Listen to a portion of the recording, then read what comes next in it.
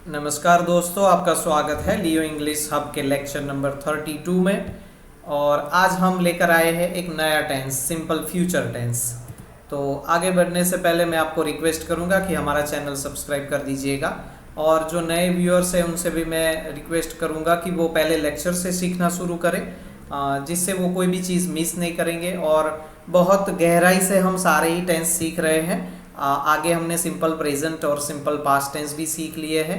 अगर आपको वो देखना है तो लेक्चर नंबर 12 में आप जा सकते हैं हमारे प्लेलिस्ट में और वहाँ से सीखना शुरू करें। और एकदम शुरू से पूरा कोर्स करना है आपको, एकदम बेसिक से। थोड़ा प्राइमरी भी रहेगा शुरुआत में, तो वो भी अगर आपको सीखना है तो लेक्चर 1 से आप शुरुआत करिए और वो ही अच्छा रहेगा। अभी स्क्रीन पर हम वापस आते हैं और देखते हैं कि सिंपल फ्यूचर टेंस कैसे बनता है, उसके वाक्यों की संरचना इंग्लिश में कैसी रहेगी। पॉजिटिव और नेगेटिव दोनों हम देखेंगे। पॉजिटिव में अगर उसकी संरचना की बात करें तो subject plus will shell plus verb plus object, और निगेटिव में subject plus will shell plus not plus verb plus object. यहाँ पर क्रिया के सिंपल फॉर्म यानी सामान्य रूप का ही उपयोग होने वाला है पॉजिटिव नेगेटिव दोनों में। बहुत अच्छी बात है, क्योंकि सिंपल प्रेजेंट टेंस में हमने देखा कि उसमें वर्ब को एस ई एस लगता है, कहीं कई कई वर्ब के पीछे नहीं लगता है, वो सब्जेक्ट के अधीन है। सिंपल पास्ट टेंस में हमने देखा कि उसमें भूतकाल के रूप का उपयोग होता है, verb two form of the verb का यूज़ होता है उसमें। यहाँ पर वो झंझट नहीं है, सामान्य रूप जो सिंपल फॉर्म है क्रिया का उसी का हम उपयोग करने वाले हैं, तो बहुत ही आसान है। नेगेटिव में सिर्फ नॉट लिखने से नेगेटिव हो जाएगा, कोई डू डज या डीड यहाँ पर नहीं होता। और जहाँ तक विल और शैल की बात है तो शैल अभी यूज़ नहीं करना है दोस्तों हमें। वैसे नियम के हिसाब से वो फर्स्ट पर्सन सिंगुलर और प्लूरल यानी आई और वी के साथ, और बाकी सारे ही प्रोनाउंस में उसका विल का उपयोग होगा।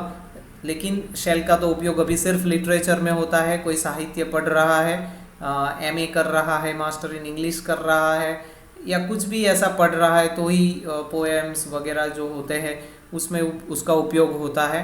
कंटेम्प्ररी इंग्लिश की और कंटेम्प्ररी कम्युनिकेशन की बात मैं करूँ तो अभी शैल का उपयोग आपको नहीं करना है कहीं भी, और हम भी नहीं करेंगे कहीं भी।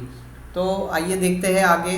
और अगर आप सिंपल प्रेजेंट और सिंपल पास्ट भी सीखना चाहते हैं, आपको रिफ़र करना है तो लेक्चर नंबर 12 देख लीजिए आप, और वहाँ से सारे ही लेक्चर्स अच्छे से रिफ़र कीजिए और देखिए, आपको बहुत अच्छी जानकारी मिलेंगी। और फिर तीसरे टेंस पर, ये टेंस कई सारी जगह पर हमें देखने को मिलता है कि कुछ ही मिनटों में टेंस का पूरा टॉपिक ख़त्म हो जाता है, लेकिन पता नहीं उसमें क्या होता है। लेकिन अगर आपको अच्छे से सीखना है, जैसा हिंदी आप बोलते हैं, लिखते हैं, सोचते हैं, वैसा ही अंग्रेजी में लिखना बोलना सोचना आप कर सकते हैं।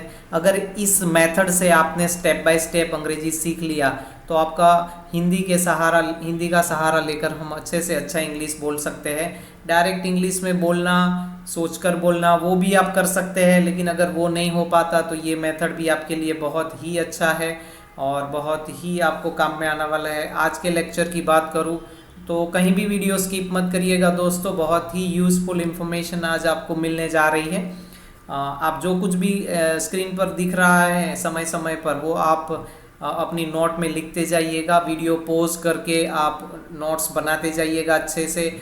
और जो इंस्ट्रक्शन मैं आज दे रहा हूँ वैसे ही पूरे लेक्चर्स में, पूरे कोर्स के दरमियान आपको प्रैक्टिस करना है।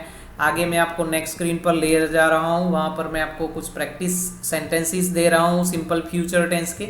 और पहला सेंटेंस है, आज हम सामान्य भविष्य का काल सीखेंगे। तो दोस्तों हिंदी जो सेंटेंस होता है, अगर आपको डायरेक्ट ट्रांसलेशन नहीं करना है और डायरेक्ट सोचकर भी बोलना है तो फॉर्मूला के हिसाब से, वाक्य संरचना के हिसाब से पहले सब्जेक्ट आना चाहिए, फिर वर्ब आना, फिर विल आना चाहिए, फिर वर्ब आना चाहिए जो सामान्य रूप है उसका, फिर ऑब्जेक्ट, और ऑब्जेक्ट के बाद भी कुछ अतिरिक्त वर्ड है जैसे समय है, स्थान है, कुछ भी है, आफ्टर, वाइल, सब है, बिफोर, वो सभी लास्ट में आएंगे। तो यहाँ पर देखिए तो सिंगल वर्ब है और सब्जेक्ट हम है, तो हम पहले लिखेंगे, उसके बाद विल, वो टू बीज रूप फॉर्म है तो उसको पहले लिखना है विल। और फिर सीखना यानी लर्न, उसका सामान्य रूप हमें सिंपल फॉर्म यहाँ पे लिखा हुआ है। और जहाँ वोकेबलरी की बात है हमने यहाँ पर हाईलाइट किया है रेड कलर से।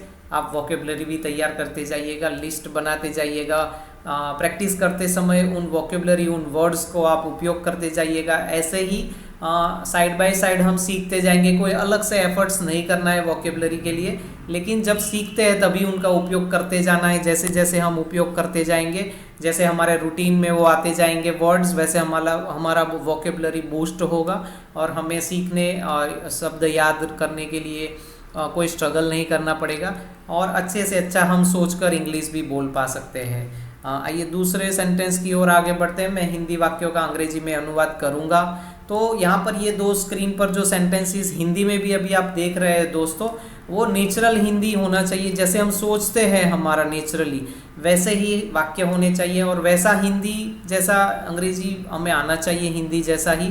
तो वो हमारा प्रयत्न है कि आप प्रैक्टिस भी ऐसे करो जो आपके रूटीन में काम में आते हैं। बने बनाए सेंटेंसेस, हाउ आर यू यानी कैसे हो, आई एम फाइन यानी मज़े में, ये सब बचकाने यानी रट्टे मारने वाले सेंटेंस है। आपको मगअप किए हुए हैं तो आपको आएंगे, लेकिन वो रोज़ बोलने की ज़रूरत नहीं है ना।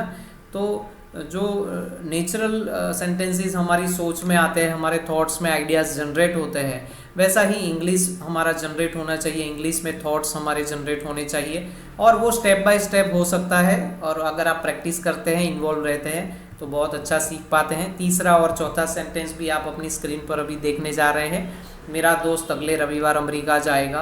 माई friend will go to America next Sunday. My friend will not go to Europe next Sunday. America का यूरोप कर दिया है। तो हमारे लेक्चर्स में सेंटेंसेस का यही एक अच्छा गुण है कि हम नेगेटिव ऐसे बनाते हैं कि पॉजिटिव का अर्थ चेंज ना हो। उनको अगले महीने 10 वर्ष के वीज़ा मिलेंगे। They will get 10 years visa next month. They will not gate 10 years visa this month. तो जो भी सेंटेंसेस प्रैक्टिस सेशन के हैं आप अपनी नोट्स में लिखते जाइएगा दोस्तों। मैं तुरंत ही और आगे बढ़ते हुए पांचवा सेंटेंस भी, अभी पांचवा और छठा सेंटेंस भी आप अपने स्क्रीन पर देख रहे हैं। मैं अच्छा अंग्रेजी सीखना शुरू करूंगा। I will start to learn good English. I will not start to learn good poor English. तो गुड का हमने पुअर कर दिया, मीनिंग चेंज नहीं होता पॉजिटिव का। छठा सेंटेंस भी आप देख रहे हैं अपने स्क्रीन पर। भारत वर्ल्ड कप जीतने के लिए ऑस्ट्रेलिया को हराएगा। तो दो वर्ब है यहाँ पर, दोनों सेंटेंसेस में सीखना शुरू करना और ऑस्ट्रेलिया को हराना जीतने के लिए। तो ये दो क्रियापद वाले हैं। आप अपने नोट्स बनाते जाइएगा और लिखते जाइएगा।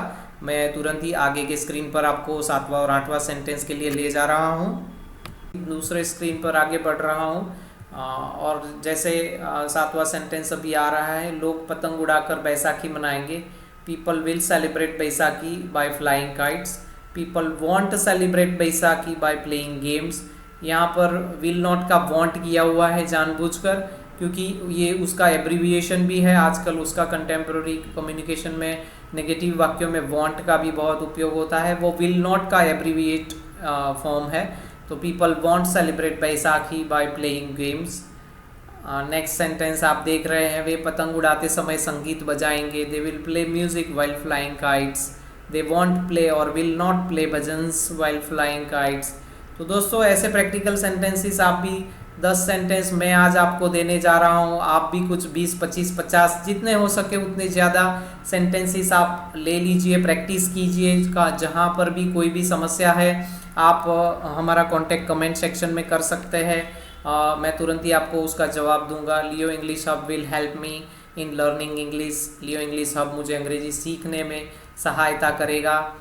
तो वो भी है। मैं दूसरा लेक्चर देखने से पहले प्रथम का रिवीजन करूंगा। I will revise the first lecture before watching the second. I want skip, यहाँ पर वर्ब मैंने चेंज कर दिया है। स्कीप यानी इग्नोर करना, उसको जाने देना। तो मैं दूसरा लेक्चर देखने से पहले को इग्नोर नहीं करूँगा, स्कीप नहीं करूँगा। तो दोस्तों ये जैसे 10 सेंटेंसेस आपको दिख रहे हैं, आप वीडियो पोस्ट करके उनको लिखते जाइएगा। और मैं आशा करता हूँ कि आज का वीडियो आपको बहुत ही इम्पोर्टेंट लगा होगा, आपके लिए बहुत ही उपयोगी साबित होगा। और आप अच्छे से नोट्स बनाइएगा, प्रैक्टिस करिएगा। हमारा चैनल सब्सक्राइब नहीं किया है तो कर दीजिएगा। अगले लेक्चर्स में हम बहुत ही इम्पोर्टेंट चीज़ें सिंपल फ्यूचर टेंस के बारे में देखने जाने वाले हैं, तो उसका इंतज़ार करिएगा। तब तक आज जुड़ने के लिए आपका बहुत बहुत धन्यवाद दोस्तों, थैंक यू वेरी मच। और दूसरों को भी शेयर करिएगा जो अच्छा अंग्रेजी स्टेप बाय स्टेप सीखना चाहते हैं। कोई शॉर्टकट नहीं है, इसमें टाइम लगेगा, आपका इन्वॉल्वमेंट और मेहनत लगेगा। थैंक यू वेरी मच दोस्तों।